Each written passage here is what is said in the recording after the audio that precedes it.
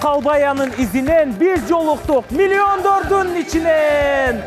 Дал бүгүнкү чыгарылышты шаңдуу маанайда баштаганыбыздын себеби бизде өзгөчө жаңылыктар бар. Өткөнкү чыгарылышта Санжар менен Наргизанын ортосунда мамиле достук менен токтосо, андан кийин Айнура менен Баатырдын мамилеси дагы да бизге кызык бойдон калууда. Бүгүнкү чыгарылышта Айнура менен Баатыр токтотобу же улантабы ошону алдыңкы эфирлерде көрө аласыздар. Сиздер менен болгон Канат Шабданбеков, биз жолуктук долбоору башталды.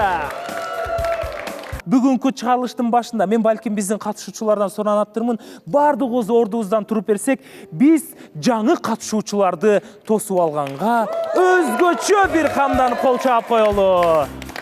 Сиздердин кол чабыңыздар менен урматтуу көрүүчүлөр. Бул жака биздин жаңы катышуучу мырза 24 жаштагы Турдалы мырзаны тосуп алалы.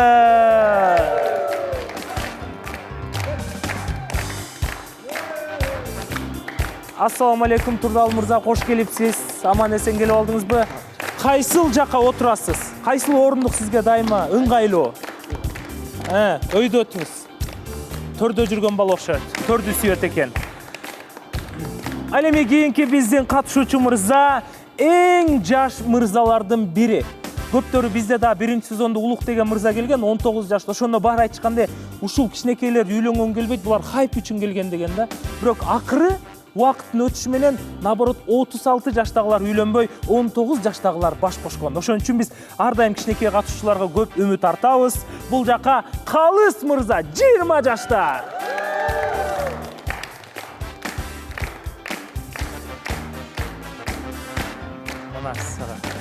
Ассаламу алейкум, куш келипсиз. Көрдүңүздөр да басып келаткан, үйлөнө турган мал срочно үйлөнүш керек да мына. Уже сезилип турат жүзүнөн.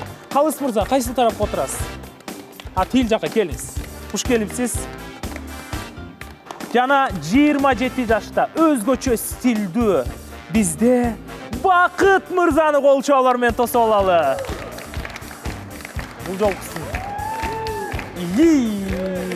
Кол чаап турабыз. Ассаламу алейкум. Куш келипсиз Бакыт мырза. Кандайсыз? Жакшы келип алдыңызбы? Келиңиз. Төрдөн. Мерим дароо эле мага кел деди го. Урматтуу көрүүчүлөр, дал ушундай биз өзгөчө бири-бирине окшошпогон катышуучулар биздин кастингде келип отурат. Бул мырзалар менен кененирээк таанышып берели. Ал эми сиздер экранга жакын келип беришиңиздерди биз суранабыз. Биз чындап баштадык.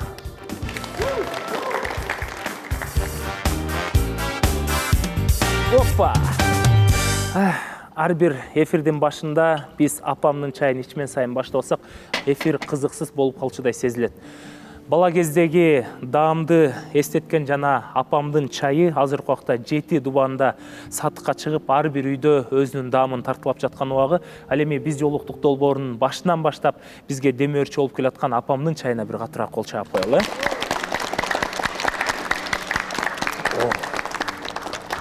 Өтө даамдуу. Дароо эле убакытты созбостон биз Турдалы мырзага кезек бере турган болсок, эң биринчи эле Турдалы мырза менен кененирээк таанышып алалы. Куш келипсиз. Кош келдик. Рахмат. Жалпы катышуучуларга салам. Биз өзүңүз жөнүндө кененирээк тааныштырыңызчы. Атым Турдалы, Көл жергесинен болом. Көл жергесинде турам. Атайын ушул биз жолуктук реалити шоусуна атайын келдим. Ошол жашым 24 жашта. Атайын Көлдөн келдим. Эмне жумуш кыласыз? Буга чейин үйлөндүңүз беле? Үйлөнгөн эмесмин. Бойдокмун. Ошол үйлөнүү максатында келип отурабыз ушул жака. Сырттан карап көргөн жоксузбу? Сырттан карап эми баягы бул жакта реальный болуп атат да, баары бир нерсечи.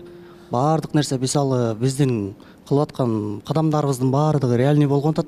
Ошондуктан реальный бир өзүм жүрөгүмдөн чечим чыгарып келдим. Кандай кыз менен сүйлөшсөңүз да ал жөнүндө бул жактан билип алам деп атасыз да, кошуналарына, элдер жазат. Эл менен баардыгы реальный болсун деп атам, ачык болсун деп атам. Саламатсыздарбы, биз жолуктук долбоорунун көрөрмандары, жалпыңыздарга салам. Менин атым Турдалы, Көл жергесинен болом.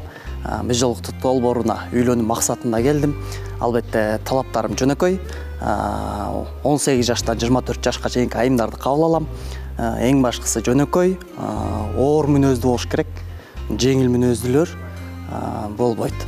Ошол биз сиздерди күтөбүз. Кайсы районунда жашайсыз? Кайсы районда турасыз?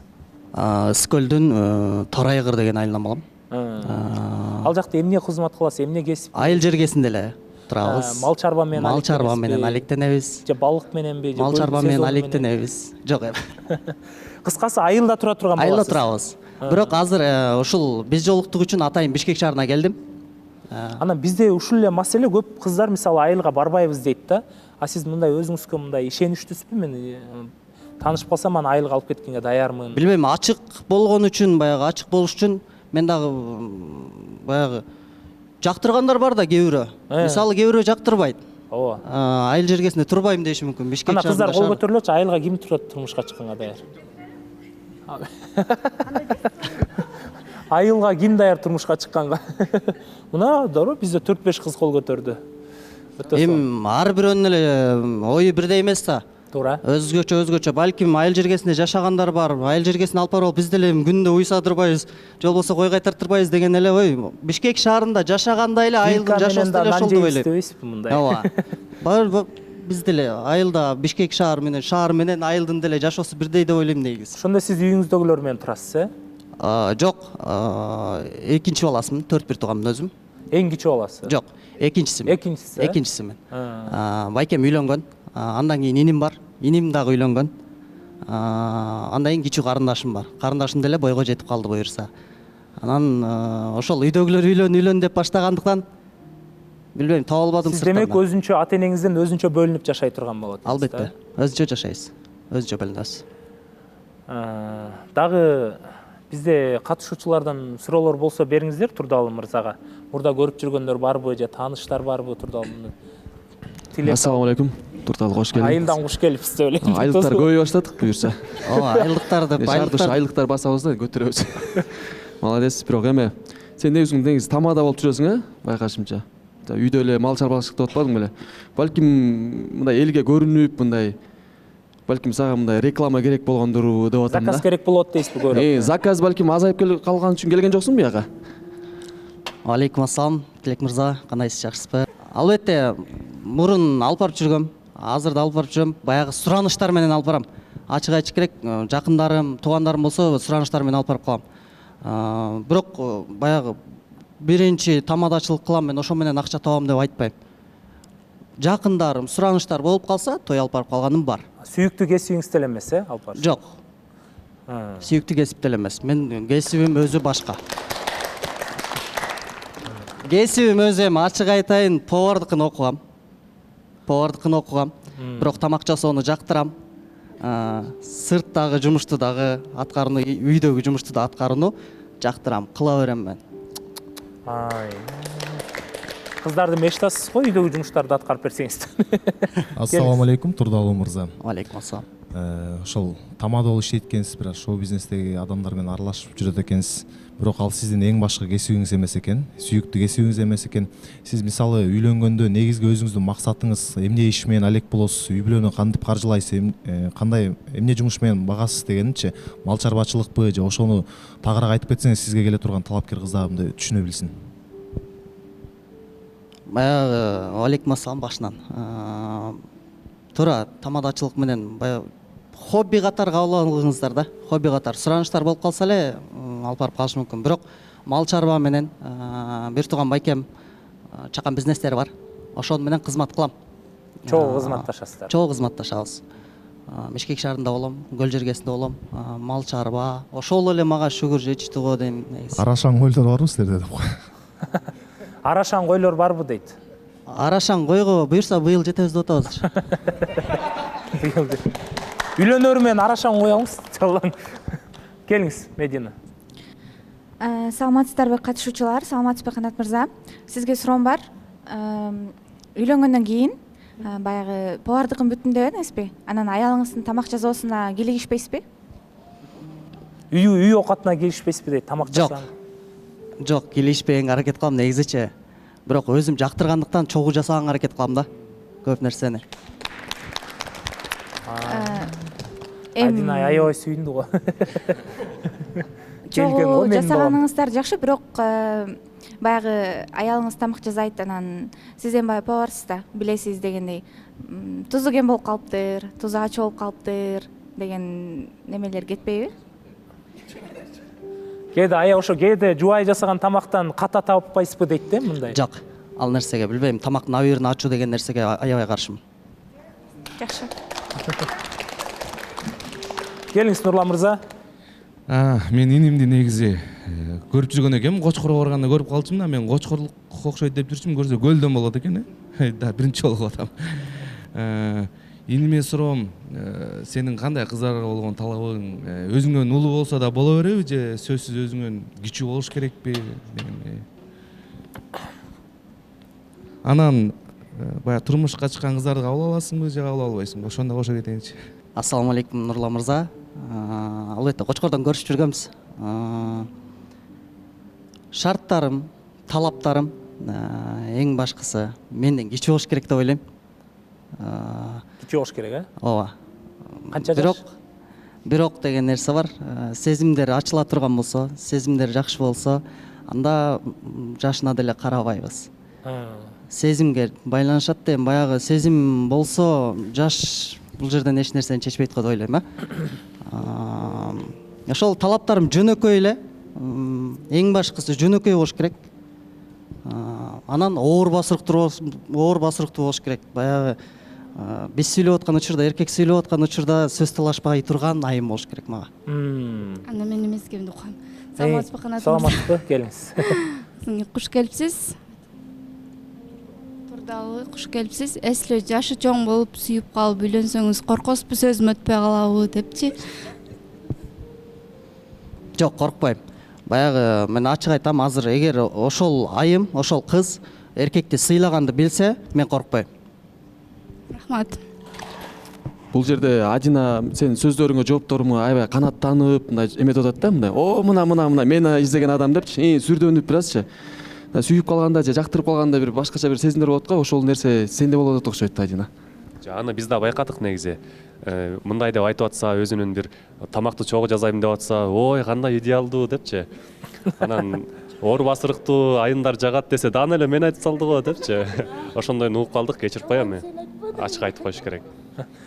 Эми убакыт көргөзөт. Келиңиз Айдос. Саламатсызбы Турдалы мырза?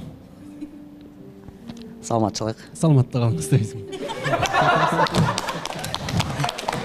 Турдалы мырза, буюрса келечекте ала турган жубайыңар, Кудай буюрса жубайыңар, чыгармачылыкка кадам таштаган болсо, каршылыгыңар барбы же каршылыгыңар жокпу? Каршылыгым жок. Неге каршы болушум керек?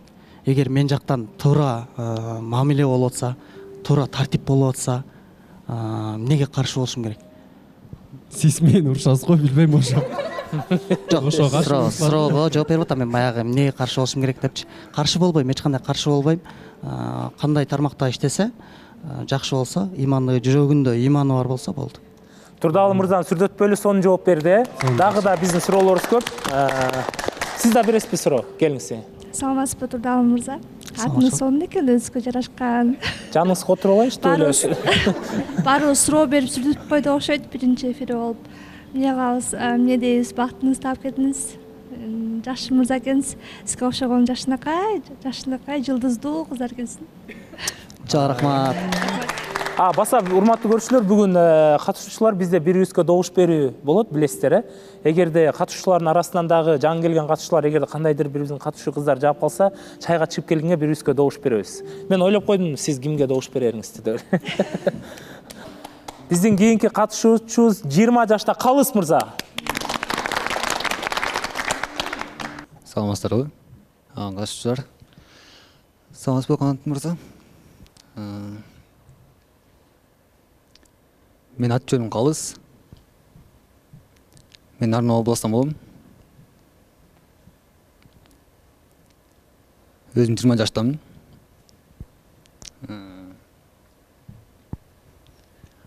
Жана ошондой болгондо эле дака биз жолуктук доборунда ошо өзүм бактымды тапкан келдим.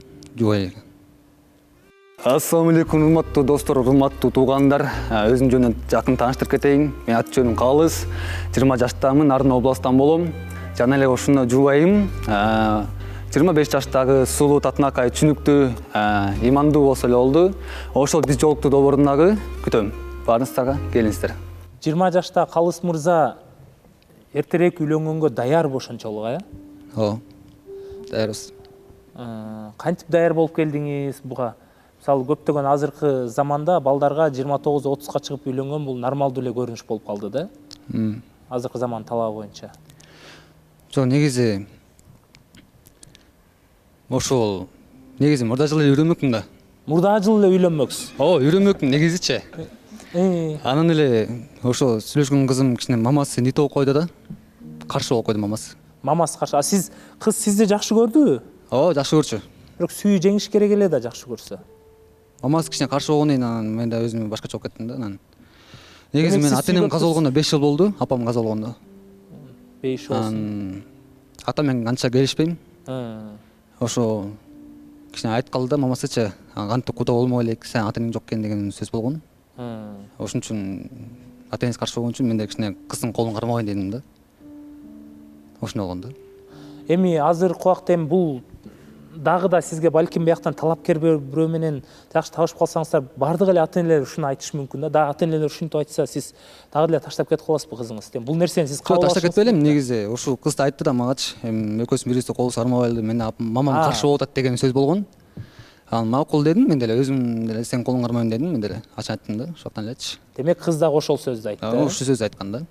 Анан үйлөнгөнгө кандай азыркы убакта сизде финансы тараптан, поддержка тараптан сизде кандай мындай бардыгы жай, мисалы азыр кыздар эми көп талапкерлер келе турган билиш керек да, бул 20 жашта баланын неси бар үйлөнө турганга. Жок деген үйү барбы, жок дегенде же самокаты барбы деп айым айткандай. Ооба, Кудайга шүгүр, үйү бар, Нарында. Нарында? Үйүңүз бар. Ооба. Өзүңүз эмне жумуш менен алек болосуз? Өзүм Швейда.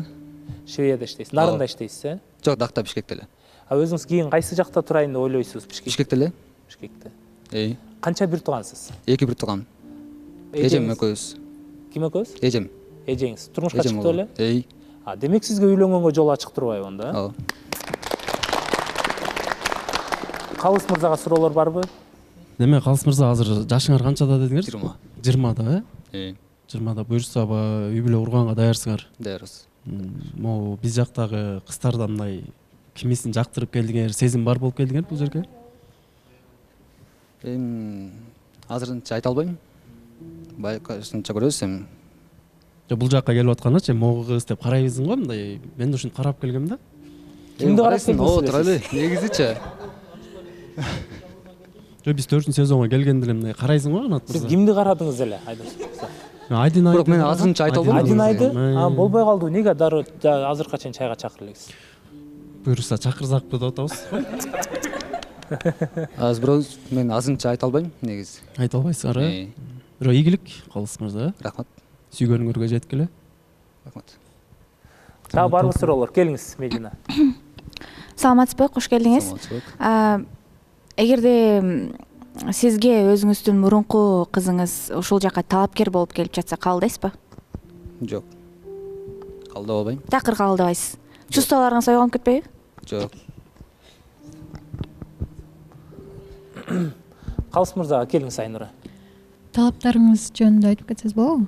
Талаптарыңыз жөнүндө. Негизи мен өзүм жөнүндө айтып кетейин негизи. Мен өзүм негизи повар боюнча бүткөм. Повар. Повар. Ол чабып коелу.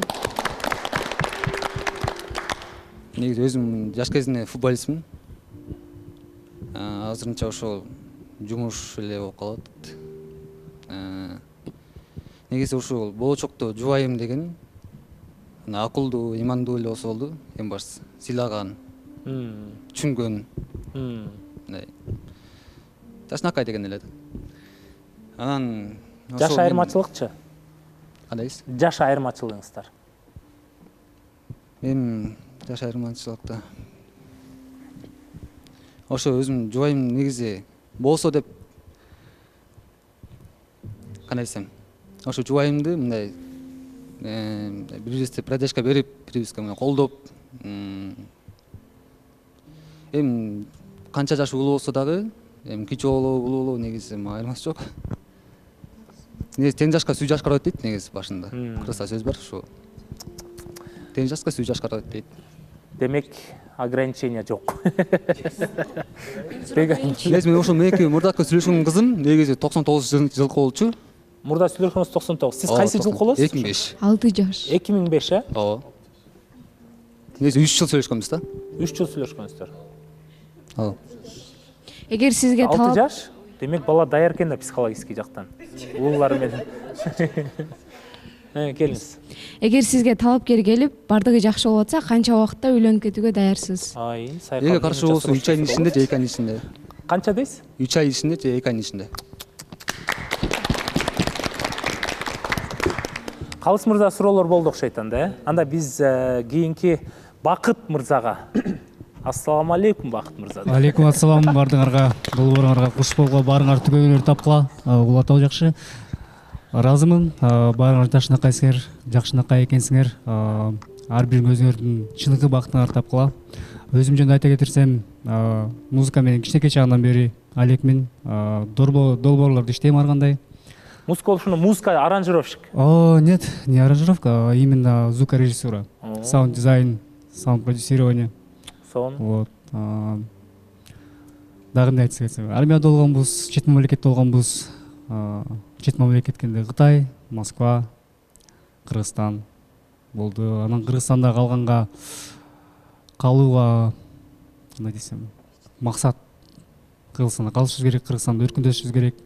Кыргызстандан үйлөнүшүңүз керек. Кыргыз аял алышыбыз керек, түшүнүктүү аял алышыбыз керек. Ошо аялыбыз бизге жөлөк таяк болуш керек. Мисалы кандай түшүнөсүңөр? Моюн каякта караса, баш ошол жакта карайт. Бирок моюн аял, баш эркек деген сөздү. Ушуну биле жүргөн кыз болсо, эгерде күйөөсүн иштеп аткан жерин, мисалы мен жеке өзүм музыка менен иштеп аткандыктан, башка долбоор болуп аткандыктан, жумуш график мындай скользящий болуп калышы мүмкүн. Ар кандай болупчу, ошого түшүнө турган сразу талаптарымды айтып кеттим го, Мурда турмуш курдуңуз беле? Мурда турмуш курган эмесмин, бирок ачыгын айтканда жашап көргөнбүз.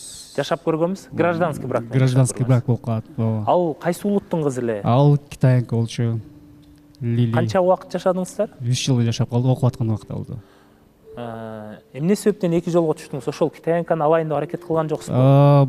Аракет кылдык, болду, бирок биздин менталитет кичине дал келишпегендиктен менин туугандарым чыкты, мага ыраазы болду. Алып келсе экен деди, бирок туугандарым Кытайдан алсаң генетика кандай болуп кетет, гени катуураак болот деген сөздөр да болуп кеткенден, ладно дедим да, макул депчи. Вот. Ал кыз менен мамилени бүтүргөнсүз, эртең бизге келип калбайбы кытайча сүйлөп? Келип калса тосо алабыз го. Эгерде келсе дагы деле сүйлөшкөнгө даярсызбы ал менен?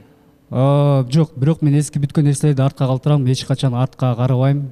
Негизи алдыга 3 секунд болгондон кийин бул жага эме болуп калат. Ал кыздын аты ким? Кечиресиз. Лили. Лили, ошол кызга анда сиз кытайча кайрылып койбойсузбу? Биз баарын токтоттук, бул жака талапкер болуп келбе депчи. Мы шоу Жен. Я сейчас не могу разговаривать, сүйлөй албайм, потом унутуп калгам, көптөн практика жок. Кытайча бирок сүйлөйсүз өнерке. Азыр айттым да, ты бучи дедим да, кечип койгула, мен кытайча унутуп калдым, ошол сөздү жеткире албай атам деп. Болду анда, түшүндүк окшойт. Келиңиз, суроолор болсо бере беребиз. Ассаламу алейкум, кош келдиңиз. Мен бул мырзаны бир жолу көргөн экем. Анткени барыңар эле көрүшкөлү. Мунарбек ошо студия ачтым деп чакырып калган да меничи. Мурунку катышуучу, билсеңер керек. Анан барсак ушул жигит иштейт экен. Ошол жерде кызына музыкаларды жазып берип аткан экен. Ошол жерден кызым бар деп мен ачык реалити шоу болгондуктан ачык айтып атам. Без обид, брат. Ал кызың эмне болду? Сөзбөй калдыңбы же бияка чындап эле хайп үчүн келдиң? Жок, мындай кайра башына айтып кеткен, эмне айтып кеттим мен. Кыз түшүнө турган кыз керек. Биринчиден. Экинчиден жөлөк таяк болуу керек. Анан мындай болот экен, кыздар экиге бөлүнөт экен да. Бирөө хан менен хан даяр болгон хан менен даяр болот кеткенге. Же хан менен чогуу өсүүгө. Эки варианттын бирөөсү, ал кыз ханды тандап калган убагы болуп калды, даяр ханды да. Түшүндүрө алдым, түшүндүрө алган жокмун. Ханды дегенде байларды? Эми хан деген имеется в виду короля, вот готового короля. Үйү бар, машинасы бар, бизнеси барды тандады ошондо, э? Нет, бизнес деле бар, машина деле бар, үй деле бар. Имеется в виду өзү даяр болуш керек болуп атат, ал мисалы көп нерсеге башын ооруткусу келбейт. анан жөн эле үйдө отура берет, сен келдиң, проблемаңды айтпайсың, жумушта эмне болуп атканын айтпайсың, кандай стратегия болуп атканын айтпайсың, кандай максат күтүп атканын айтпайсың. Я думаю, эме аял менен эркек сүйлөшүүнү билиш керек.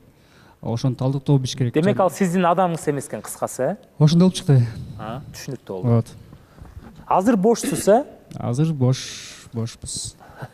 Точно же вариант? Ассаламу алейкум. Варианттар эми ал кичинекей чакта варианттар калтырсак керек, бирок азыр бошпуз. Ассаламу алейкум, Бакыт мырза. Кош келдиңиз. Анан бияка буюрса эми катышчу болуп атасыз, анан талапкер келет да кыз сизге. Анан эгер сизге чач жасалгаңды оңдо десе, оңдойт белеңиз? Ошо кыз үчүн. Жок, обратно эле вот кайра эле келип ошого эң башында айткан сөзгө келип атабыз. Түшүнүктүү.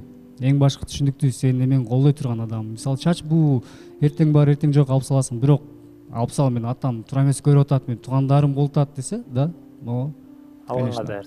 Бирок бул чач сизге жагат. Ушул чач канча жылдан бери жүрөсүз? Бул чач менен мен 2012ден бери жүрөм. 2012 ар кандай кылып жүрөм. Чачым сары болгон, ак болгон, кара болгон, кыска болгон. Кыздар суктанып атко көрөп, ушундай боёш керек экен деп, ушундай өш керек экен деп. Эми бул стиль, мисалы кандай музыканы уксаң, ошондой болуп калат экенсиң да. Көбүнчө биз западты угуп калганбыз, Трэвис Скотт.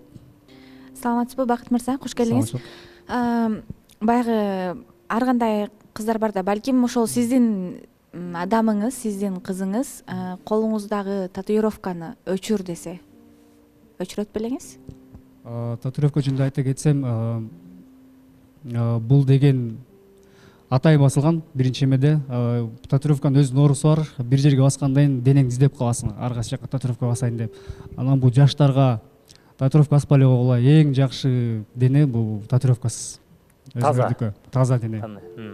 Вот. Бул ушу белги болсун, эме болсун. Мен биринчи баскандан эле экинчи күнү уже алгым келген. Жакпай ушунчалык, бирок калтыранга мажбур болдум да. Ошондо эмне кылмай болуп калдыңыз? Албайм го дейм. Кийин балама деле көрсөтөм, көрдүң балам, бастырба, моундай татуировка болуп калат. Жаман бул. Сизге дагы ушул талапкериңиз өзүңүзгө окшоп татуировкалары бар, еще чачтары дагы, стили дагы өзгөчө болсо кабыл аласызбы? Чачы жоктоп. Бул жөнөкөй эле, бул айтып атпайм, дене бул модификация болууга, чач алып койгого болот. Бул стилдин бир өзүнүн образы, ал эчтеке эмес. Татуировка басыр болсо, может балким жаш кезинде ката кетирип алган, ага осуждать эткенге бизге укугубуз жок. Главный кабыл аласыз, Ооба. Бир суроо, кытайлык кыз Лилиден балаңыздар барбы же жокпу? Кытайлык жок, болсо үйлөнмөкмүн. Ошо эң айтат кеткен, ошо көбүнчө сүйлөнүп алып балдарын таштап кеткендер канча болуп атат.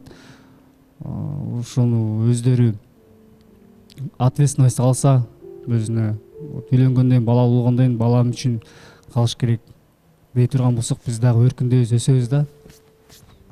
Туура. Келиңиз Санжар мырза, кийинки суроо. Ассаламу алейкум, Бакыт мырза. Бакыт мырзанын өзгөчө оригиналдуу стили бар экен. Бул баардык эле суроосу ошол стилге байланыштуу болуп кетти. Бул ар бир адамдын өзүнүн эмеси бар, өзүнө жагат. Бул жакшы нерсе. Эң башкысы адам өзүнүн адамдык сапатын жоготпосо, ошол эң башкысы деп ойлойм. Атак сырткы келбет, кийимгече ал өзүнө жаккан, кандай жүргүсү келсе, ошондой жүргөнү туура эле деп ойлойм. Анткени Санжар мырзанын да ушундай чачы бар болчу, Инстаграмдан ким көрдү эле. Ошон үчүн аябай түшүнүп атат. Сизге акыр түгүл келип ушундай стиль жагып калдыбы кайра? Жаш кезде кыргызчаларды угуп кайра бизге кайттыңызбы? Вот жооп берип койсуң да, эмне болду? Жаш кезде чач аябай узун болчу. Бир убакта мен да ушинтип байлап жүрүп калгам. Ал сүрөттөр азыр архивде. Негизи ошондой болчу мурун. Азыр эми билбейм, эмнегедир алмашат экен. Алмашып, башкача болуп, табитти алмашып, өзгөрөт экен көз караштарчы. Азыр мага ушундай жүргөн жагат. Кайра ошол чачыңызга кайтып кетпейсизби мына? Биз уже тигил жакта Бакыт мырза менен да достошуп калсаңыз. Ал убакта кинодагы түрткү болгон. Киного ошондой чач керек болуп өстүрүп жүргөм да, атайынчы. Кастингден өтүп кетейин деп. Мен оросу, мен ойлой берип чачына ак түшүп кеткен го, же боёлуп алсыңбы? Жама уяласыз го, Санжар. Билтип эле качып элечи. Бизде бир күн ала качып кетип калбаса болду эми станциябизде. Анда биз дагы Бакыт мырзадан дагы алдыда билебиз буюрса. Өзүңүздүн талабыңызды айткан жоксуз. Кандай кыздарды күтүп жатасыз? Жаш айырмачылыгы кандай болуш керек? Мурда турмушка чыкканбы же чыкпаган керекпи? Жаш айырмасы жок. Желательно өйдө эмес, кичи болсо деле. Самое главное, эң башкысы түшүнүктүү ошо жөлөк тайып болуп бир ааламды чогуу куруп аткандайын ошол убакта ханышасы болуп жаш айырмачылык болгондо эми кандай бир барбы сиз 27 жашта экенсиз бир 45 жашка чейин болобу кандай же 35 жашка чейин же балким өзүңүздөн ылдый 19-18 27 тең болуп калса да кичине туура эмес болуп калат бирок жаш болсо 3 жаш 4 жаш кичүүрөөк кичүүрөөк 5 жаш 7ге чейин улуураак же улуураагы максимум 2 деп койчу 2 жашка чейин 2 жашка чейин да можно. Саламатсыз достор, чоң кубанычтамын ушул долбоорго катышып атканымды. Ушул долбоордон чыныгы сүйүүмдү тапканга бул чоң мүмкүнчүлүктөр болуп атат. Ошондуктан достор менин талаптарым музыкага кызыккан, искусствону сүйгөн, актриса болобу, бийчи болобу, андан башка художница болобу, экөөбүз чоң ийгиликтерге жетебиз деп ишенем. Биз дагы өзгөчө бир башкача катышуучуларыбыз менен катыштык. Негизи ар бирибиз өзгөчө инсанбыз, ар бирибиздин өзүнүн образыбыз, ар бирибиздин оюбуз. Негизи өзү 4-сезон эле башкача болот окшойт, баарыбыз бири-бирибизге окшошпойбуз го такыр. Тилек мырза менен эле Нурлан мырза окшош болбосо, калганыбыз окшошпойбуз эле.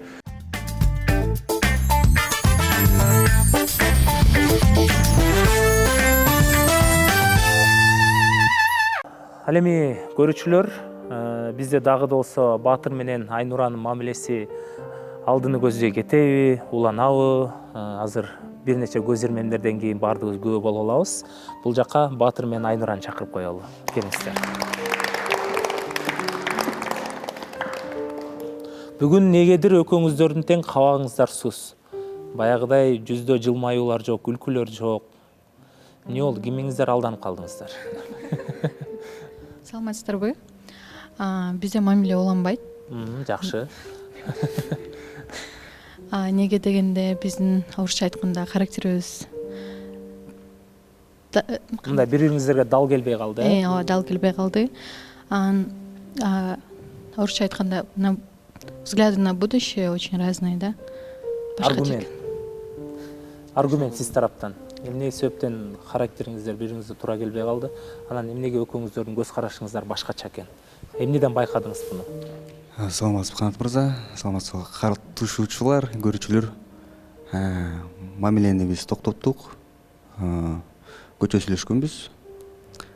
Ага чейин көп эле чыгып жүрдүк.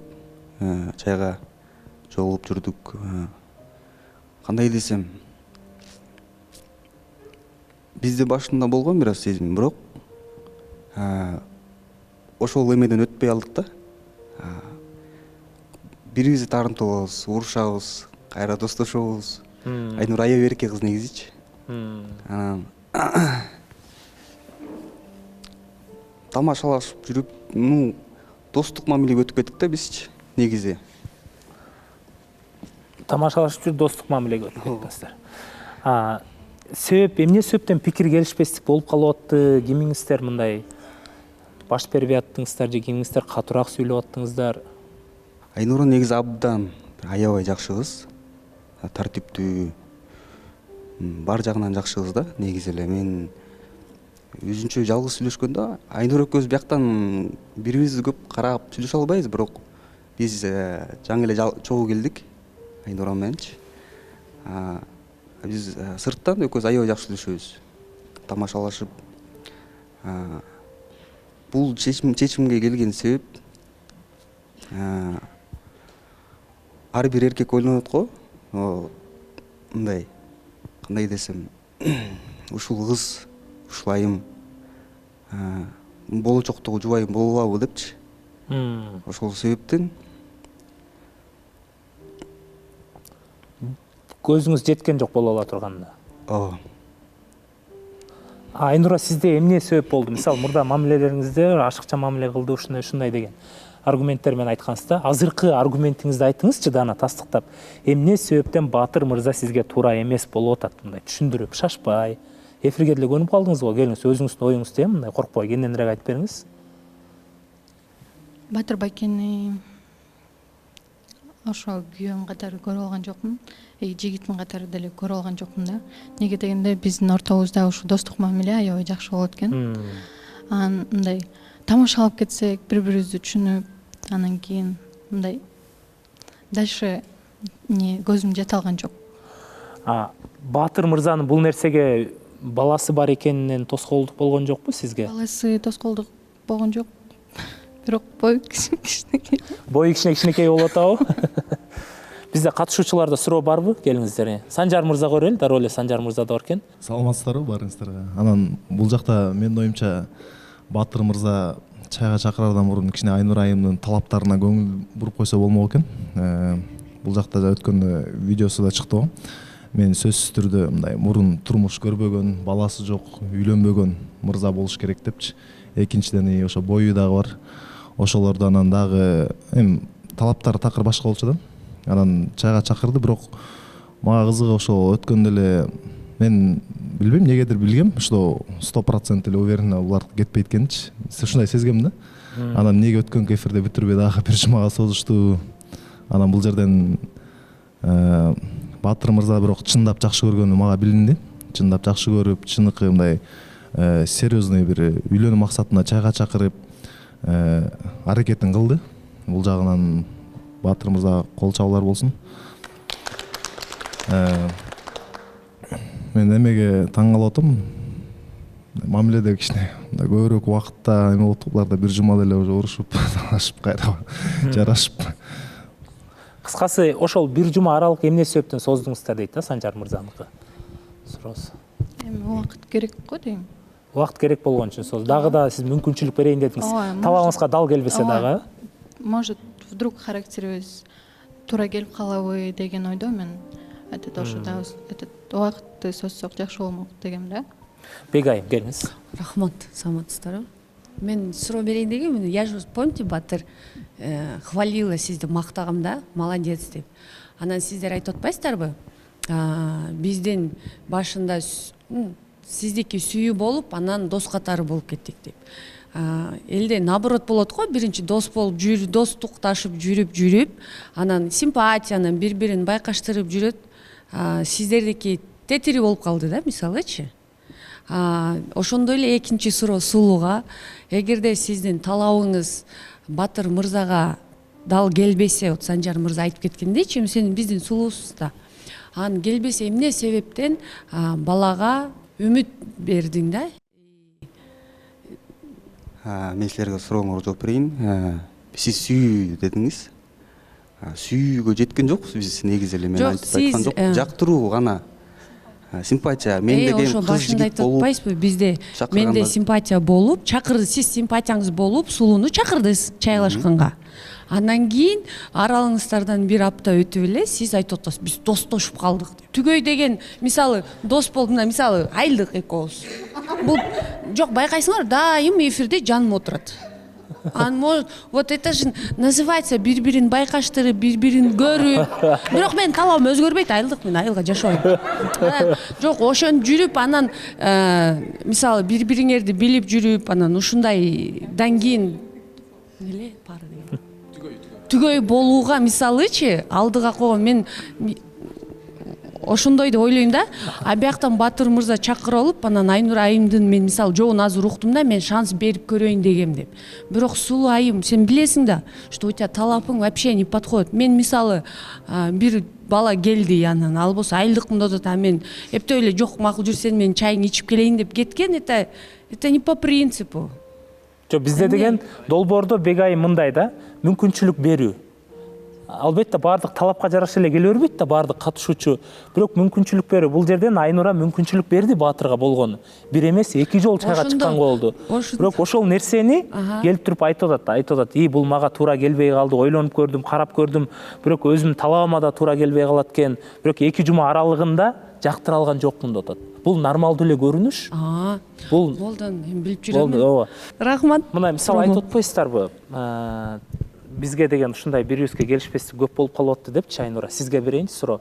Батыр мырзанын мүнөзү кандай экен? Мунун талаптары катуу экен же кызга койгон, кызга болгон мамилеси катуураак экен, кыз киши мондой болуш керек, мени угуш керек, ушундай болуш керек деген талап болгончу сиздерде келишпестик болуп аттыбы ушундай бири-бириңиздерге? Же сиздин талабыңыз күчтүүрөөк болуп аттыбы? Ошо менин талабым күчтүүрөөк болду окшойт.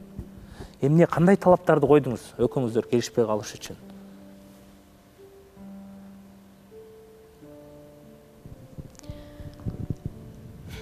мисалы эмне деп айттыңыз деп, мисалы Батыр сизге эмнеси жакпай калды, эмне деп талап койду, ошон үчүн сиз мындай келишпестиктер болуп атты сизде көрүп. Негизи Айнура мага көп эле шанстарды берип атты. Жакшы эле аракет кылсам болмок, бирок кандай десем, негизи эркек чын аябай чын жакшы көрсө, жетсе болот бул нерсегечи. Айнуранын характерин кеп талапта деле эмес негизи. Кеп бири-бирибизге мамиле да. Ошол мамиле менен аракет кылса болот негизи. Менде көңүлү болгон жок. Жактыруу сезим болду, бирок болочок жубайым катары элестете алган жокмун. Ошол себептен Айнура экөөбүз сүйлөшүп, дос катары калдык. Айнурага кандай талап келбесин, мен Айнураны колдоп турам негизи. Болду. Биякта мен кандай десем, аралашпайм эч жаккачы. Жок, мен суроо айтып кетейинчи. Айнура, мен буга чейин Батырга прям мужчина мечты тыйбу деп аябай эртип мактап койдум да сизди, Батыр мырза. Айнура даже дос катары калбагыла. Как дос катары, просто нет, просто классташ катары, бирок дос катары эмес. Жок, эмне себептен сиз сулууну чайлашканга чакырасыз да, андан кийин мен кыялын көтөрө албай койдум, мен болочок аялым боло тургандай эмес деп. Антип кылбаш керек да, бул да бирөөнүн кызы. Бул да назик кыз, бул да бунда талабы бар, бунда характери бар. Кыз кандай ката кетирбесин, эркек көтөрө билиш керек болчу. Сизди мен мактап койсом, сиз мени уят кылып, Айнурочка, давай, не оставайся, дос болбо, хорошо? Всё. Батыр мырзанын көздөрүнөн жалындаган сүйүүнүн оттору көрүнүп турат. Батыр мырза азыр мамилеңиздер токтоп атат. Сиз болсо дагы мындай ушул жакта катышуучу отуруп, аракетиңизди кылып, балким Айнуранын сүйүүсүнө жеткенге аракет кыласызбы же болду строго токтотуп талапкериңизди күтөсүзбү? Айнурага аракет кылбайм. Биз дос катары эле сүйлөшкөн, бизге жеңил негиз айтканда. Жок, сиз айтпай эле коюңуз, просто сиз билбейсиздер да Айнура экөөбүз кандай сүйлөшөбүз на самом деле. Биз аябай жакшы сүйлөшөбүз. Любой темада жакшы. Микрофонго сүйлөйсүз.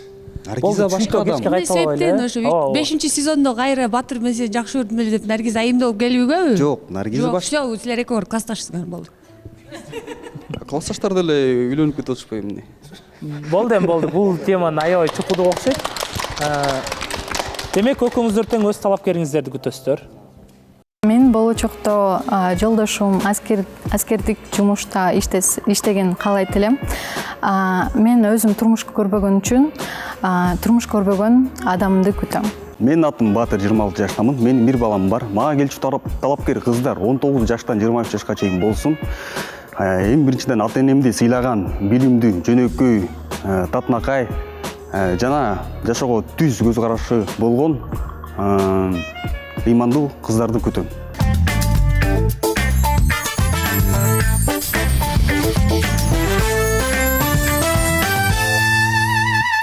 Урматтуу көрүүчүлөр, өзүңүздөр билгендей азыркы убакта Батыр менен Айнуранын мамилеси токтоду. Демек, Батыр дагы Айнура дагы өзүнүн талапкерин күтөт. Бирок бизде бүгүн эфирдин соңунда добуш берүү бар. Ошол добуш берүүдөн кийинки чыгарылышта кайсыл катышуучулар чындап талапкерин күтөт экенин дагы биз сиздерге толук маалымат берип кетебиз. Бирок өзүңүздөр билесиздер, биз жолуктук долбоору бул 100% реалити шоу. Кыргызстан ушундай кичинекей болгондуктан ар бир адамдын бизге тар жомогу мурда кандай жолду басып өткөнү бардыгы биздин редакцияга түшөт. Бунун бардыгы факт менен, аргумент менен, чындык менен түшөт. Эми биз Батыр мырзанын мурдагы жашоосу жөнүндө биз эч кандай аралашкыбыз келбейт.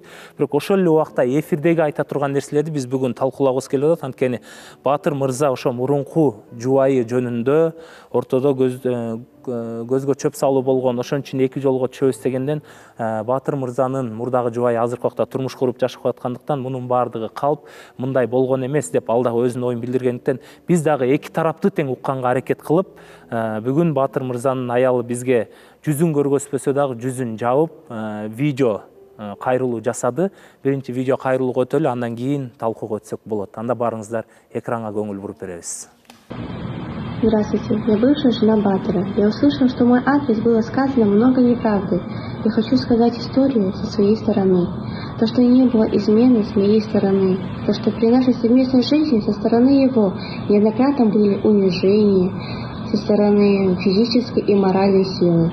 Ходила постоянно в синяках, была замкнута, боялась лишних движений, лишних слов сказать. Даже будучи беременной, его это не останавливало от физической расправы. Я ушла из-за этого, то, что не могла уже терпеть. Ночевала в подъезде, голодала, без денег, без ничего. Родные с моей стороны отказались от меня из-за его выдуманной ситуации. От ребенка я не отказывалась. Я хотела забрать. Писала, звонила. В ответ были только угрозы и унижения. Угрозы были, что если что-то буду делать, он расправится с моей семьей. А именно были слова «зарежу». Но ни одна мать не откажется от ребенка. Было много попыток написать, достучаться до него, до его семьи. Меня оскорбляли и блокировали, перечеркивали какую-либо связь. В итоге хочу оправдать себя, то, что я не изменяла мужу. Я нашла мужа после того, как решила поставить точку с Батором. Когда поняла то, что я уже не могу с ним жить. Батыр, сиз тарапка биринчи жубайыңыздан ушундай видеолор келди. Биздин катышуучулар деле түшүндү окшойт да. Анда биринчи Батыр мырза өзү жооп берип кетсин. Мунун баары жалган. Биринчиден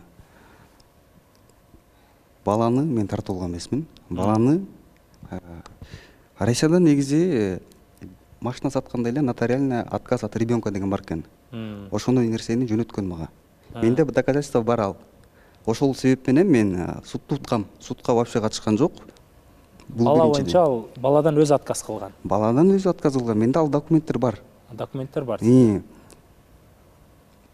Биринчисин разводду уттум. Анткени суранган. Боюнда болуп калганда мага угрожать этип, если сен документ развод бербесең, анда бала сага жазылып калат деп айткан үчүн ошол себептен мен жашаш керек болуп калды. Ага чейин мага айткан жок, бала менденби, менден эмеспи деп. А бирок мен билем, ошол эле жанагы измена деп атпаймынбы? Ошол себептен эле Келиңиз, толкундамаңыз. Бала менденби же менден эмеспи дегениңиз кандай бул? Ал нерсени төрөгөндөн кийин көрдүк. Бала сизден экен? Жок. Жок, сиз түшүнгөн жокпуз биз. Балаңыз сизденби? Жазып багып аткан. Сиз биринчи баламбы? А сиздин экинчи балаңыз барбы? Жок, менин балам көргөн сурада. Ооба. Биз чогуу алабыз. Просто деген биз жашап жүргөндө ойноштук кылган себептен боюнда болуп калып, мен бияка келгенде ата-энеси менен келип эле, самолеттон келип туруп эле, анткени кыз ага чейин качып кеткен. А бул экинчисин да төрөдү эле ошондо. Экинчисин башкадан төрөп атабы? Ооба, айтып атпайбы, боюнда болуп калган билинип. А экинчиси башкадан болуп чыкты, э? Ооба. Биринчиси өзүңүздүн балаңыз. Ооба. Анан ошол азыркы турмуш куруп аткан жолдошунан экен экинчиси ошондо, э? Ооба. Мен ата-энесинин алдынан өткөм. Келип эле баргам. Мен ушунчалык ишенгем, байкелери көрүп жатсаңар, мен силерге айткам, кандай болбосун мен башым менен жооп берем деп.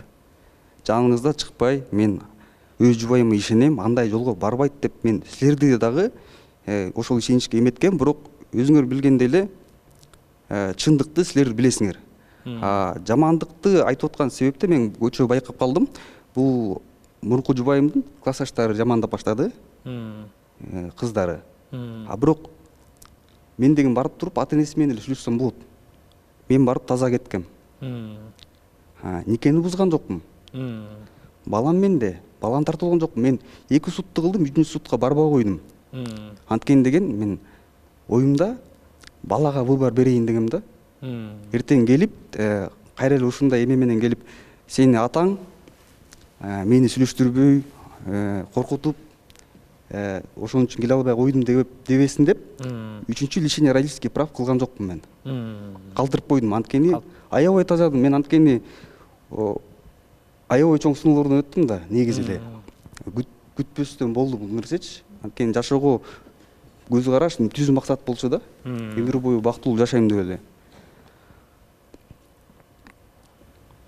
Жаман айткым келбейт негизи элечи. Башында аябай эле жакшы болчу. Мен анткени кандай болбосун мен жакшы көрчүмүн. Анткени мен алардын астына өзүмө сөз бергем. Мен баарына чыдайм депчи. Просто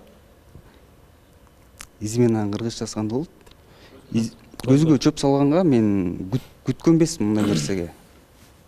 Ошондо биздин түшүнүшүбүз боюнча үйлөндүңүздөр, бир балалуу болдуңуздар. 3 жыл жашадык. 3 жыл жашадыңыздар. 3 жыл жашадым. Анан экинчи балалуу болгондо боюнда бар. Менде эмес. Сизде эмес экенин сиз боюнда бар кезинде билдиңиз. Ооба. Ошондо балаңыз канчага чыгып калганда тим мамиле кылып баштады сиздин балаңыз? Балам эми сүттөн эле чыгып калган малда кандай? Балам Бишкекте болчу да, ата-энем менен ал кезде. Экөөңүздөр жалгыз эле жашайсыздар. Жалгыз, ошол жалгыз. Түшүндүрүп шашпай түшүндүрүп айтып бериңиз. Просто аябай толкунданып атам мен. Эчтеке болбойт келиңиз. Эми ал адамдын сүрөтүн көргөзгөн жокпуз. Ооба, мен кыскача эметкем, бирок мен ойлогом, бул нерсеге чейин барбайт го деп, анткени кандай болсо дагы мейли кылып кетсин, бирок мен бул кызга бактылуу каладымбы, бирок мага деле калап болот деп ойлогом. Эмнеге себептен кайра эметип атат? Мен баладан отказ берген жокмун, документтерди өрттөдү деп атат да. Менде документтер полный бар. Баладан отказны жөнөтүп, балама кереги жок деген да бар. Катышуучуларда суроо барбы? Келиңиздер. Измена кылды деп атпайсызбы? Изменаны кандай кылып кармап алдыңыз? Биз ошону түшүнбөй калдык. Телефондон кармадыңызбы же прям көзүңүз менен көрүп кармадыңызбы? Ага чейин кандай десем, мен өзүнчө жашагандан кийин мен көп нерсени көрүп баштадым да, көзүм менен. Эркек киши сезет экен жүрөгүм мененчи. Аял киши боенгону, жасанганы, сүйлөгөнү уже бүт өзгөрүп баштайт экен негизи эле. Жок, сиз тааныштар айтты дейсиз, тааныштардын сөзүнө ишене бересизби? Өзүңүз кармадыңызбы колуңуз менен? Өзүңүз көзүңүз менен кармадыңызбы? Сиз кантип ишенесиз? Тааныштарыңыз айтса сиз кантип ишенесиз? Макул, боенсун, жазансын. Эми ал деген измена кылып атат деген эме эмес да. Сиз прям мондай үстүнөн кармашыңыз керек да, анан измена кылып атат деп айтышыңыз керек ошону. Кандай десем, мындай бизде мусулмандарда жок го мындай нерсе, просто биякта ата-энеси күйөө болуп атат. Ата-энеси, өзүнүн ата-энеси, мен эч кимге мен эмете албайм, мен биякта ата-энесинин алдында эле жооп бере алам да негизи. Бирок ачыкка чыгып атат да. Мен ойлогон эмесмин мындай нерсе болуп кетерине. Сиз айтып атпайсызбы, баланан отказ жасты депчи? Эч ким мажбурлап жасаткан жокпу? Мындай спокойно өзүнүн каалоосу менен жазганбы? Анткени мен билем, бир да эне деп спокойно отказ кыла албайт и берип кое албайт да. Мен дагы ошо бир аз таң калгам да, кантип эле ушундай болуп калсын депчи, сиз айтканда жаңы келгенде, бала менде дегенде. Ошондой эле мындай ой кеткен да, кандай десем, мындай аябай эле оор суроо. Өзүңөр деле элестетсиңер, мен баланы мен айткам ата-энеме делечи, если баланы алып кетсе, просто деген бул кыз боюнда болуп калып, мага айткан. Мен боюмда болуп калдым депчи. Ошо боюнда болгондо сиз менен жашачу, силер ажырашо элек болчуңар, э? Ошо боюнда болуп калганда эмне деп айтты? Котсаңыз берим. Боюнда болгондо башкадан деди, э? Сенден эмес, башкадан деди, туурабы? Биринчи менден деп баштады, угрожать этип. Анткени деген сенден болушу мүмкүн депчи. Сенден болушу мүмкүн деп. Анткени деген себеп эртерээк мени разводко жазсын деп. Мен разводко өзүм эле качтым. Жалгыз аябай оор болупчу. Келген жок, качкан жок. Канча жолу жөнөттүк адресине. Биринчи адресин жөнөттүк, экинчи адресине жөнөттүк. Эч жок маалымат. Просто азыр чыкканы мага мындай бир четинен күлкүнчтүү. Демек, көзүңүзгө чөп салганы чын болуп атат, туурабы? Сиздин айтышыңыз боюнча. Бул жак калып атат видеодо. Чын. И документти мен өртөгөн эмесмин. Бүт документтери бар. Аякта Россияда документ жок. Кыргызстанга жөнөтүп негизичи. Мен өртөгөн эмесмин, документин өртүп эмне кылам мен? Саламатсызбы? Кыргызча сүйлөйсүзбү? Ооба. Келиңиз, билбеген жериңизден кошулсаңыз болот. Батыр мырза биздин жаныбызда. Анан азыркы убакта бул жакта түз эфир жүрүп атат. Ушул жерден Батыр мырза айтып атат да, бул менин көзүмө чөп салганы бул чындык. Анткени биринчи балабызды төрөп ошол ата-энебизге таштаганбыз. Анан экинчиси боюмда болуп калды деп мени ушундай угроза кылып коркутуп баштады. Көрсө экинчиси баладан болуптур деп Батыр мырза айтып атат бул жакта. Жок, анткени болсо экөөбүз жашабай калганда мен адам кеткенден кийин 2 айдан кийин мен башка, мы перестали жить, получается, вместе. Ну и он уехал в Киргизию, оставил меня тут, получается. Я прям наотрез отказалась, что я не поеду с ним, так как у нас ничего не получится. И, конечно, после, получается, 2 месяцев я нашла другого, и у меня теперь другая семейная жизнь. Конечно, это ребенок не от него, потому что когда мы с ним жили вместе, я не изменяла ему, и, во-первых, получается, и ребенок, конечно, не от него. Анткени болсо экөөбүз жашабай калганда 2 ай өткөндөн кийин я нашла другого человека. Өзү биринчи Кыргызстанга качып барып, мени үйдөгүлөргө жамандап, то, что я, получается, изменила, это все не так.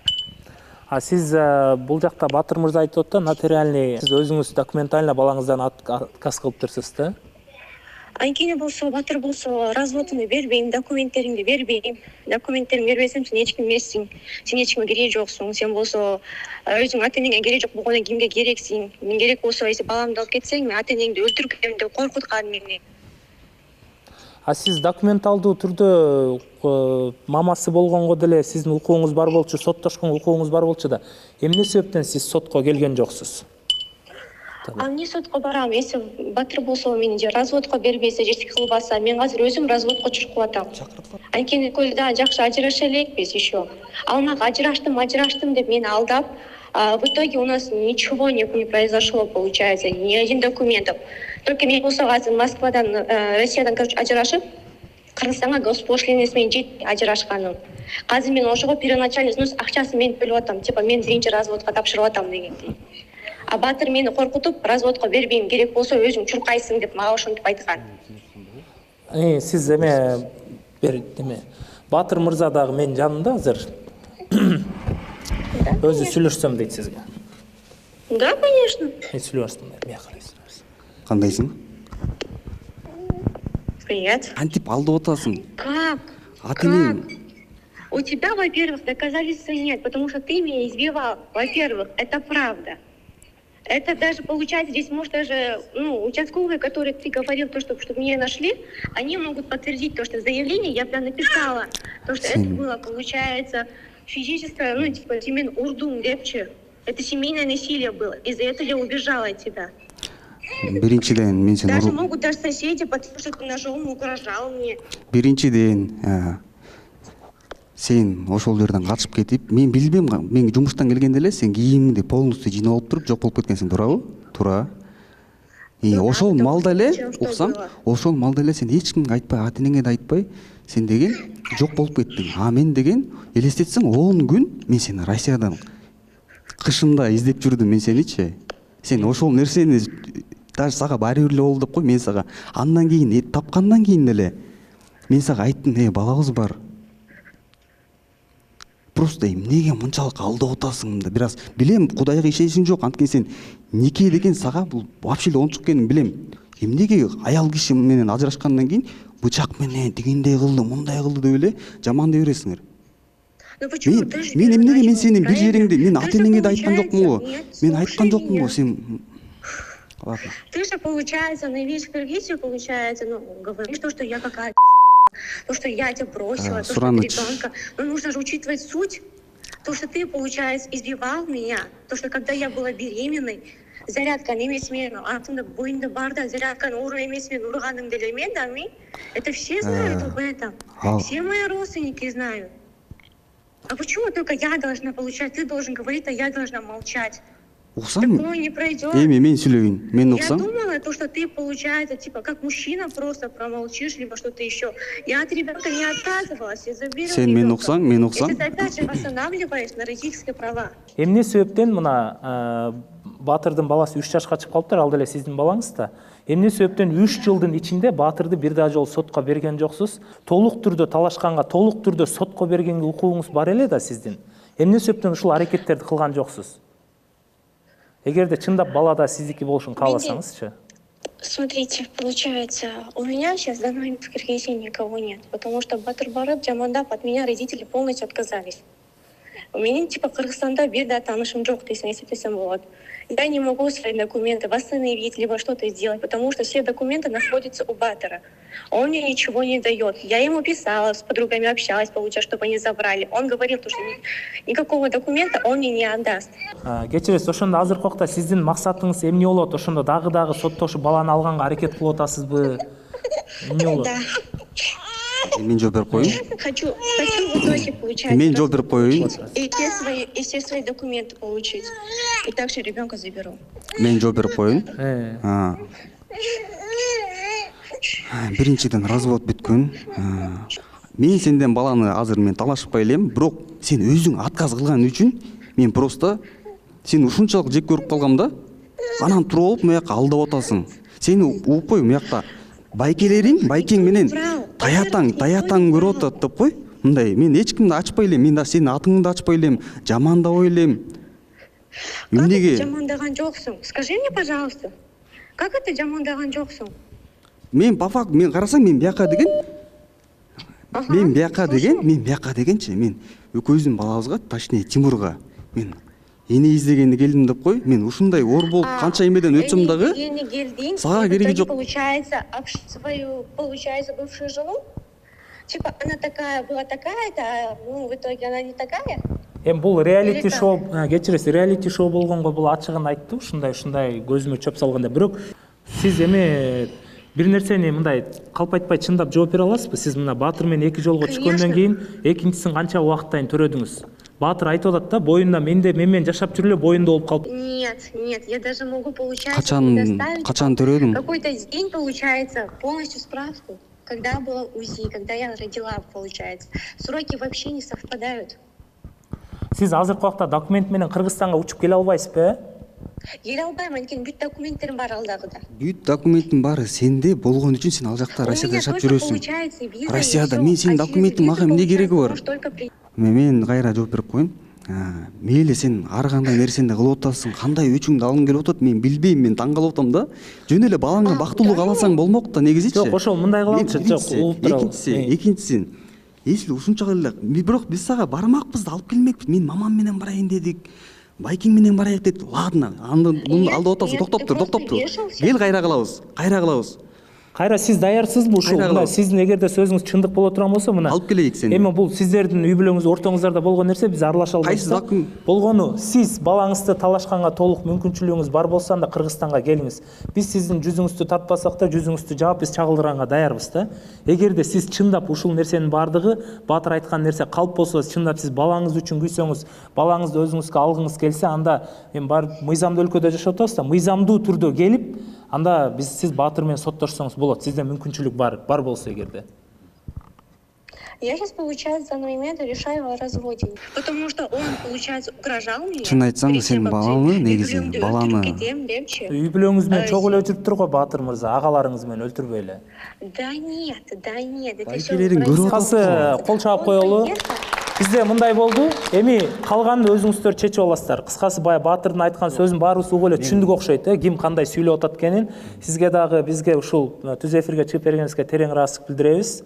Анан калган нерсе, эгерде чындап сизде мүмкүнчүлүгүңүз болсо, чындап балаңыз сизге керек болсо, анда Кыргызстанга келсеңиз да, биз как реалити катары чагылдыранга аракет кылабыз. Эгерде чындап Баатырдан кетсе, Баатыр документиңизди өрттөсө, андай кылса, мыйзам деле сизге баланы өткөрүп берет. Бирок сиздин биринчи максатыңыз развод болуп атыптыр, бала деле эмес. Аны деле биз түшүндүк. Ошондуктан сизге дагы ошол азыркы үй бүлөңүз менен бактылуу болуп жашашыңызды каалайбыз. Анан жана Баатырга болгондагы өзүңүздүн баягы бактылуу болсун деле, Баатырга деле жакшы калуу тилек айтып атыптырсыз. Кыскасы Баатыр дагы өзүнүн оюн айтты, сиз дагы оюн айтты. Көрүүчүлөр да көрөт, катышуучулар да өзүнүн оюн айтса, анан биз бүгүнкү чыгарылышты аяктайлы. Сизге чоң рахмат. Бактылуу болуңуз.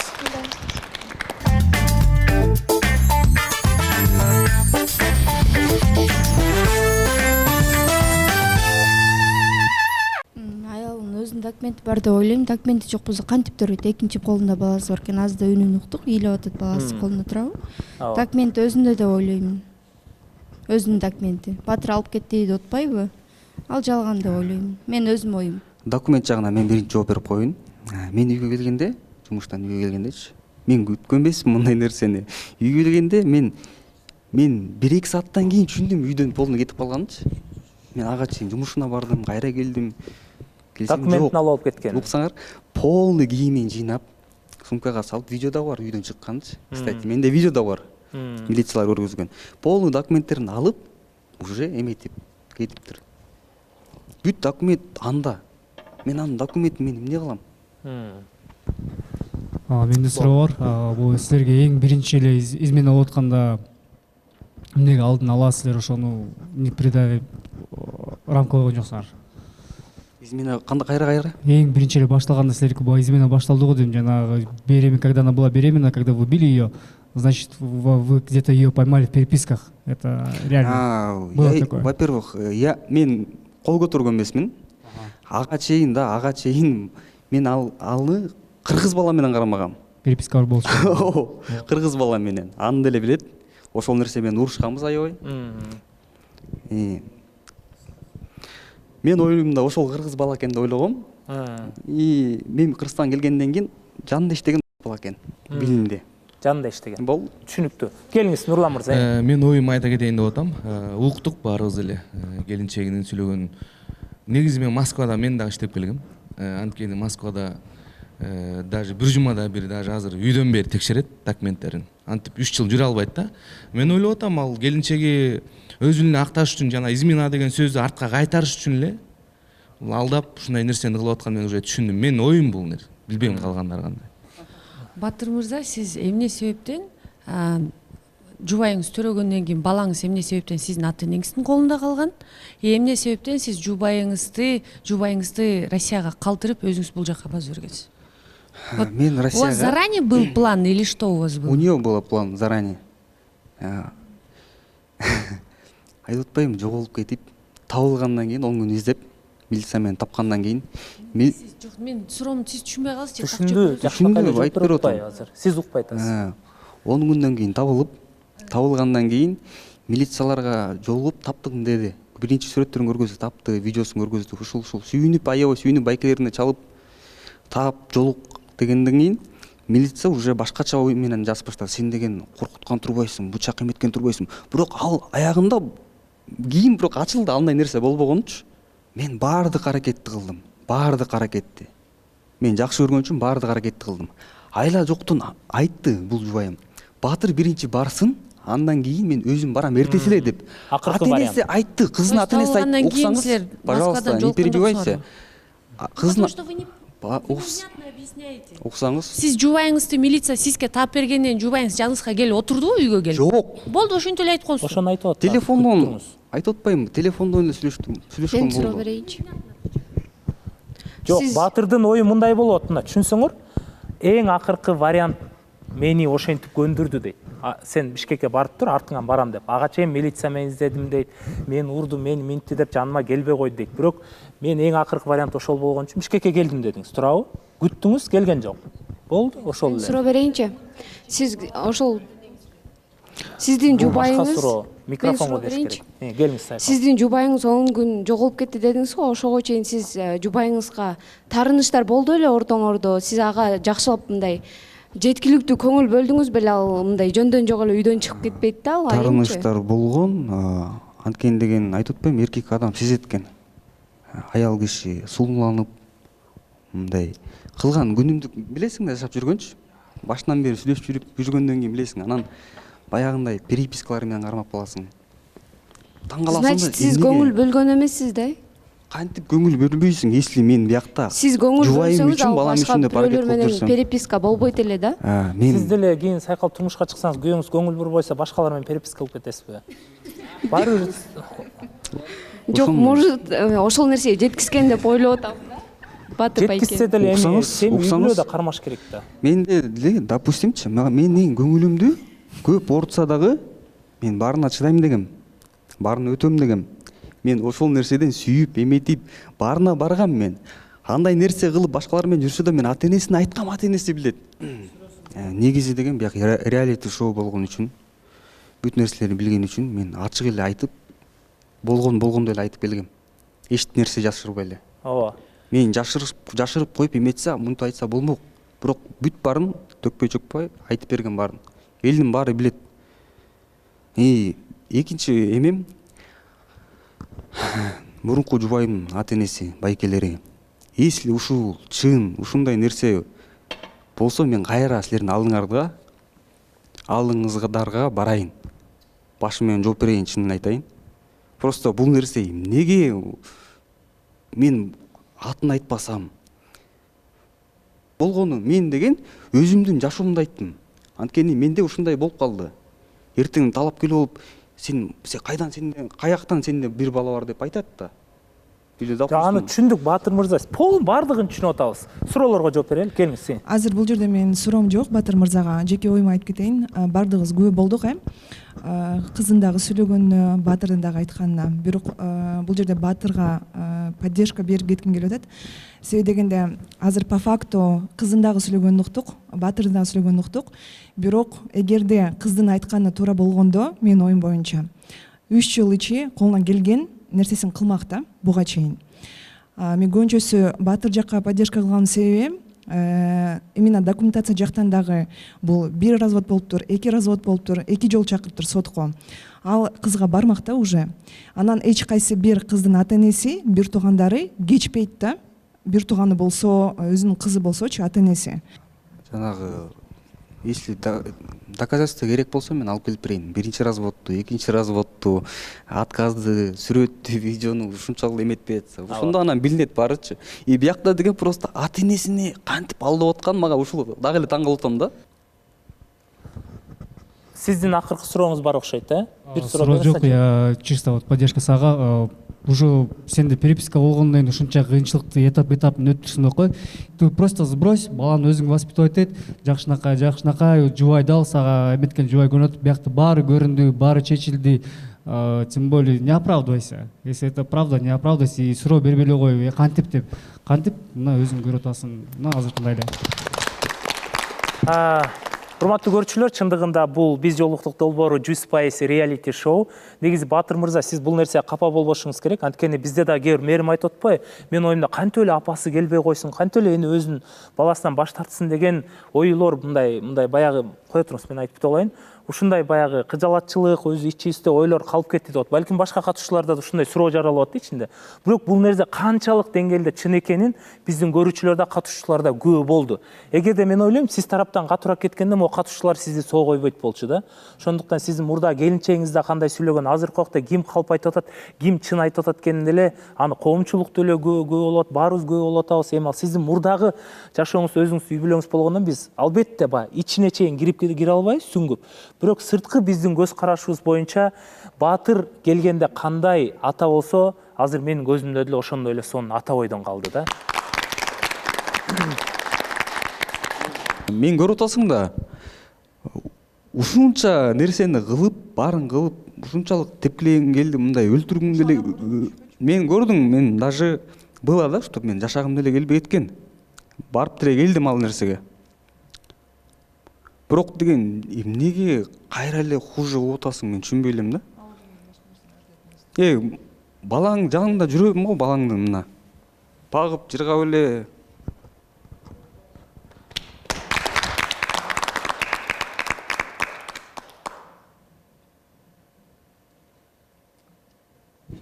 Жаңы жашоодон башта, жаңы барактан ач, бүткө баары көрүп атат. Канат мырза, менде азыр бир таң калган нерсеми айтайынбы? Бул мырза отурат, Батыр, мына көзүнө жаш алып атат, азыр кандай эмоцияны испытывать этип атса, биз дагы отурабыз, испытываем да. Мен ушунчалык таң калып атам, экөөбүз сүйлөшкөндө кыз бир дагы жолу баласын сурап койгон жок да. Кыздын ою, мени ошентип айтыптырсың, измена кылды деп айткан сөзүңө артка ал деп айтып атат да. Ее беспокоит измена деп айткан сөзү, нежели өзүнүн баласы, который 3 года она еще не видела. Мен ойлогом хотя бы апрелде балаң туулган күнү менен куттуктап коесуң го деп. Анткени деген билесиң, сенин туулган күнүң 17-си, меники 7 апрель, сеники апрель, и балабыздыкы 12 апрель. И сен билесиң, мен сени ушунча жакшы көргөм, мен сеничи. Батыр, ошондой кыздар болот экен, бирок, пожалуйста, ыйлабачы. Сен эң татыктуу ата болуп атасың, баардыгыбыз ошол нерсени көрүп атабыз. Жашаган балаң аз эле убакыт сени билсек дагы. мындай мырзалар миңден эсе да миллиондон эсе. Ошон үчүн, пожалуйста, не плачь. Ата энеңе миң мертебе ыраазыбыз, то, что воспитали тебя такого.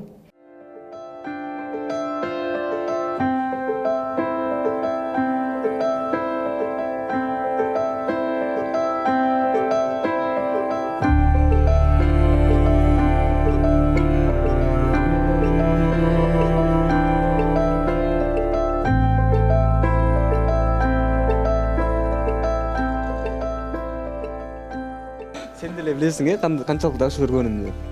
Анткени деген бул менин жалгыз эң биринчи сүйүүм. Бул кыз мени албасаңыз мен асын өлөм деген. Ошол себептен мени жакшы көрөт, ушунчалык жакшы көрөт, эмнеге алып койбойм деп ошол кадамга баргам. Ата энесинин алдына барып, батасын алып, отуруп, чоң той бердик. Прям сонун шикарно да. Ушунча сонун мен ата энем сага деген бүт жакшылыкты гана каалаган, бүт кылып берди. Оку десе окутту, славянский даже бүттүң дипломуң даяр болсо керек, может. Просто почему такая неблагодарная, да? Мен жаман таң калдым да. Мейли балаң кереги жок, развод керек деп, жөн эле мындай жол эле койсоң болмок, жөн эле кетип калсаң болмок. Билесиңиз, мен сени жакшы көрөт экенмин деп.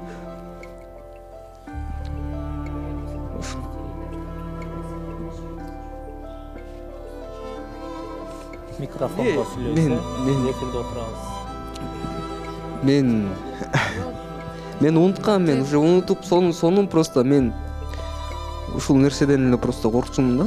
Кайра пайда. Бул мындай болуп калды да, ичтеги кандай десем, ичтеги таарыныч, ичтеги жек көрүү, жаман көрүү болот да ар бир адамда. Ошол нерсеси гана чыгып атат да. Сен ушунчаны кылдың мага, эми дагы ушул нерсени жөн эле койсоң болмок деген сөз болуп атат.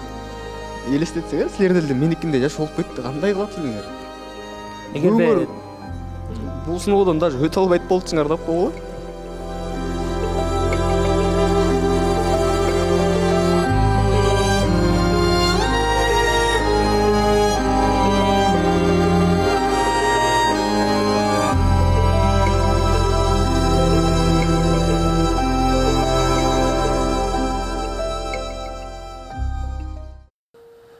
Жашоодо негизи ар кандай тагдырлар болот экен.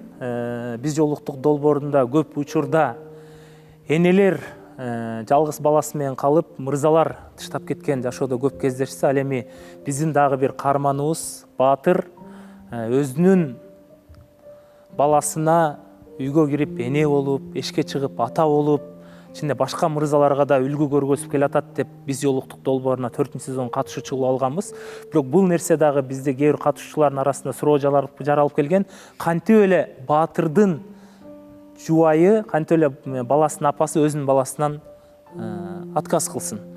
Бирок ошол нерсени биз бүгүн түпкүрүнө жеттик деп ойлойм. Ачылбаган нерселердин баары ачылды.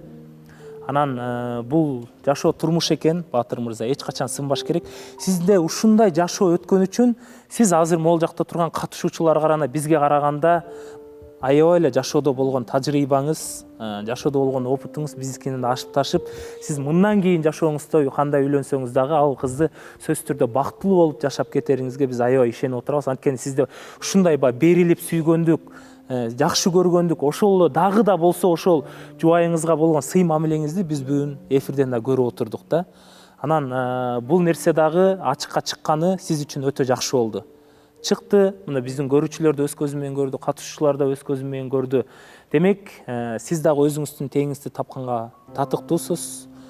3 жыл аралыктын ичинде үйлөнүп кетпестен, ушул балам чоңойсун, баламды кичине өзүнө келип алсын деп, балаңызды ата катары, эне катары карап келгениңизге биз дагы алкыш атар бир кол чаап коелу. Сиздикине окшош дагы жашоолор биздин бул жакта Мээрим айымда, Чынар айымда дагы бар. Булар дагы сизге өзүнүн баасын берип атат. Анан сөзсүз түрдө урматтуу көрүүчүлөр, мына чыныгы жашоодон ушундай туруктуу мырзаны тапкыңыздар келсе, чындап ушул бир гана мырзага берилип жашайм, сүйүп жашайм, чыныгы жубай болом десеңиз, Баатырдын жашоосу кандай экенин, кандай жолду басып өткөнүн баарыңыздар көрдүңүздөр. Андыктан коркпостон Баатырга талапкер болуп келишиңиздерди биз абдан суранат элек. Ушундай мырзага албетте биз сөзсүз түрдө биз жолуктук долбоору өзүнүн кызматын көргөзүп жакшы бир жубай таап берсек деген жакшы ниетте болуп атабыз. Бул жерден катышуучу катары дагы Айнура менен бизде Баатыр чай үстүнө чыгып келген, бирок ошентсе дагы Айнура дагы бир сыйра Баатырга 2 жолу мүмкүнчүлүк берди. Жок, бунун баласы бар, мен талаптарыма жооп бербейт экен деп дароо эле кагып койгон жок. Айнура да өзүнүн ак көңүлдүгүн көргөзүп, Баатырга мүмкүнчүлүк бериптир, бирок экөөнүн мамилеси келишпей калыптыр. Ошон үчүн биз Айнурага да колдоо иретин ушу Баатыр менен 2 жолу чайга чыккан үчүн бул сизге болсун чай. Жана ошондой эле Кыргызстанда Баатырдай мырзалар көп болсун, чыныгы Баатыр экен деп бир кол чаап коелучу келиңиздер. Буюрса, Баатыр мырза дагы, Айнура Бийкеш дагы өзүнүн талапкерин күтөт. Кол чабуулар менен орындуктан орун алып берсеңиздер. Чындыгында биз жолуктук долбоору бул 100% реалити шоудон турат. Ал эми көрүүчүлөр, дагы да болсо биздин катышуучулардын арасында бири-бирине болгон жактыруу сезим бар экен деп биз талапкерлерге дагы да жол ача элек болчубуз. Анткени чайга чыга турганда биздин катышуучуларыбыз болушу мүмкүн. Ошондуктан сиздерге акыркы мүмкүнчүлүк жаныңыздарда турган айымдарды, бийкештерди, мырзаларды башка талапкерлерге алдырып ийбейин десеңиздер, бүгүнкү азыркы чыгарылыштын акыркы убактыларына бирибизге добуш бергенге мүмкүнчүлүк берели. Кийинки чыгарылышта ким өзүнүн талапкерин күтөт жана ким талапкер күтпөстөн бири-бирине чайга чыкканга мүмкүнчүлүк берет. Ал эми көрүүчүлөр, бүгүн сиздер менен болгон Канат Шабданбеков болду. Биз жолуктук долбоору эртеңки чыгарылышта көрүшкөнчө сак саламатта калыңыздар. Эртеңки эфир балким мындан да кызыктуу болушу мүмкүн. Бизде добуш берүү